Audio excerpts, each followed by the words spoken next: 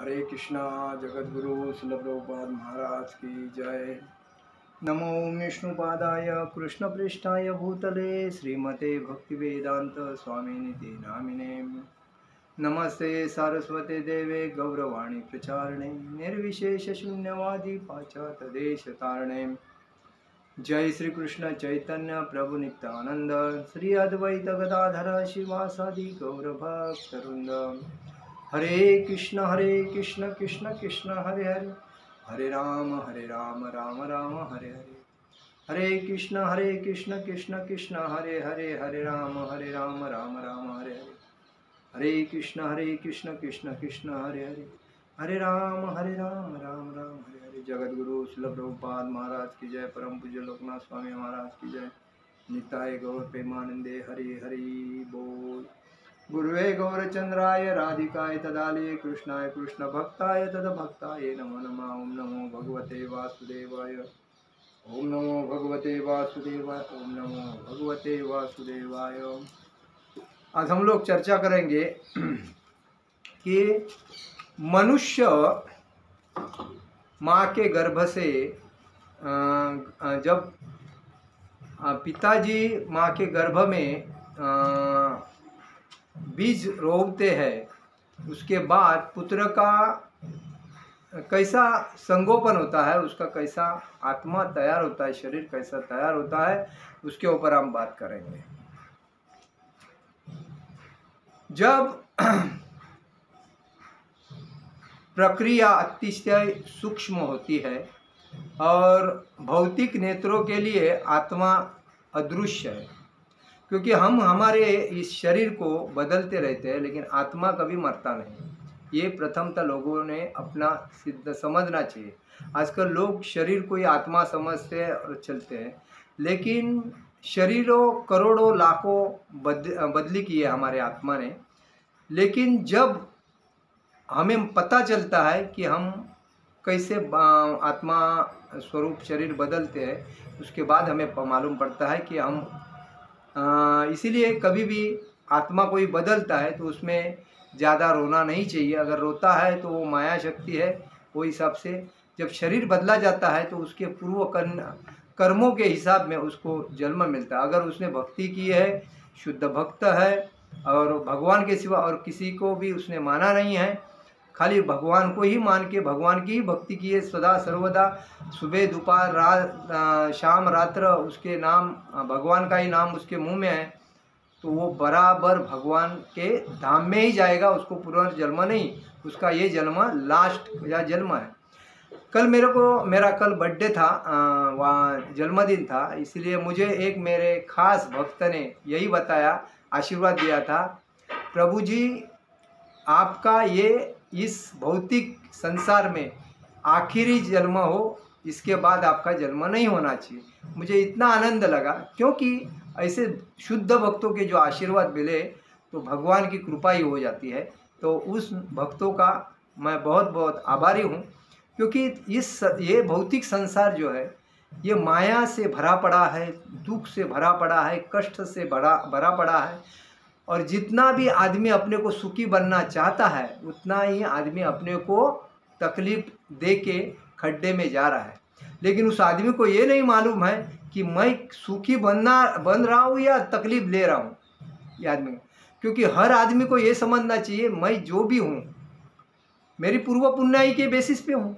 जिस दिन पूर्व पुण्याई अच्छी थी इसीलिए आज अच्छा हूँ। अगर अच्छा होने के बाद मैं तकलीफ सह रहा हूँ, तो इसका मतलब मैं अगले जन्म में और दुख भोगूंगा। इसीलिए जो मिलता है उसमें आदमी सुखी रहता है ना, वो आदमी सही है। और उसी में रहने के बाद भगवान का नाम स्मरण करेगा, उससे आदमी वो सुखी है। और उसके बाद सबका त्याग करके अगर खुद को पूर्ण भगवान के चरणों में समर्पित करता है, किसी का लोभ नहीं, किसी की लालच नहीं, किसी की ईर्ष्या नहीं, किसी का अहंकार नहीं और किसी की स्तुति नहीं, वो आदमी तो भगवान को और भी प्यारा है। तो वो भगवान के धाम में ही पहुंचता है, क्योंकि भगवान यही बोलते हैं, सब कुछ त्याग करके मेरे चरण में आ जाओ। तो बाल बच्चे हो, बीवी हो और अड़ोस पड़ोस हो, प्रॉपर्टी हो, पैसा हो, धन दौलत हो, कोई भी है, सबको त्याग करके मेरे चरण में आओ, मैं तुम्हारी रक्षा भी करूँगा और सुरक्षा भी करूँगा और सभी पापों से मुक्त करूँगा। ये भगवान खुद ये वचन देते हैं। तो हमें ये समझना चाहिए कि हम ये मूर्ख के जैसे, गधे के जैसे सुबह से लेके शाम तक इस माया के चक्कर में पैसा पैसा पैसा। कल ये था, रथ यात्रा था और मैं बुक डिस्ट्रीब्यूशन कर रहा था, तो मैं लोगों को वो मेरे खर्चे से बुक लिया था और जो मतलब लेना वाला रहता है उसको मैं बेचता था, अगर नहीं लेने वाला रहता था मैं उसको फ्री देता था। तो कल क्या हुआ, जब मैं 2-4 लोगों से मिला तो मैं बोला प्रभु जी ये बुक्स ले लो। बोले तो हमारे पास है। पहला क्या बोलते हैं, हमारे पास है, आप हमको बुक मत दे दो। तो मैं बोला आप बुक आपके पास है तो कहाँ रखा है घर पे है, उसको पढ़ते टाइम ही नहीं मिलता है, तो लेके फ़ायदा क्या है। नहीं देखते हैं हमारे बच्चे वगैरह पढ़ते, मतलब बच्चे पढ़ेंगे वो आगे जाएंगे, वो ज्ञानी बनेंगे, लेकिन आपका क्या है। तो बोलता है ना अभी टाइम निकाल के पढ़ेंगे। लेकिन असली बात क्या है, जो पहले बोलता है हमारे पास है उसके पास वो बुक रहता नहीं। दूसरी बात, उसको भक्ति में आनंद नहीं। तीसरी बात, वो सुखी बनना चाहता नहीं।